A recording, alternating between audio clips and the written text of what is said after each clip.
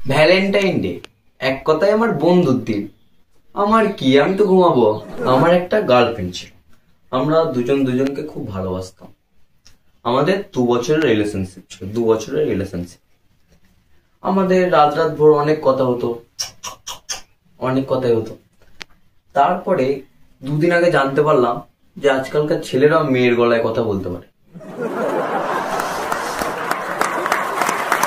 আমি খুব বুদ্ধিমান ছেলে ছিলাম ভাই, ওই জন্যই তো ধোকা খেয়েছি ছেলের কাছ থেকে। আমরা গ্রুপে 5 জন বন্ধু ছিলাম, তার মধ্যে 2জন ছিল অখণ্ড সিঙ্গেল আর 3জনের গার্লফ্রেন্ড ছিল।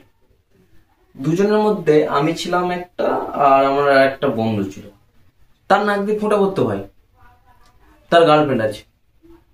সে 2 দিন পর ভ্যালেন্টাইন ডেতে, হ্যাঁ, না তোমরা হাসছো কেন?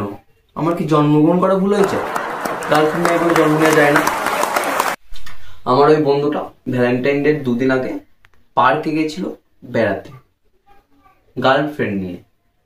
সে তার গার্লফ্রেন্ডকে জিজ্ঞাসা করছে, বাবু তুমি আমাকে কোন কারণে ছেড়ে যেতে পারো? তার গার্লফ্রেন্ডটা বলছে, 2 দিন যাক, নাহলে বুঝবো কি করে।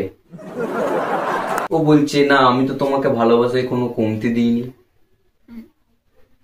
ও বলছে, ভালোবাসায় কমতি দিলে তো আমি একটু মেনে নিতাম, কিন্তু কম জিনিস আমার পছন্দ হয় না। না না না না, কম জিনিস আমি সহ্য করতে পারি না একদম। আমার বন্ধু টয়লেট পেয়েছিল প্রচুর জোরে, কিন্তু তারপর থেকে কেন জানি না বেচারা টয়লেট যেতে পারছিল না, যদি ব্রেকআপ হয়ে যায়।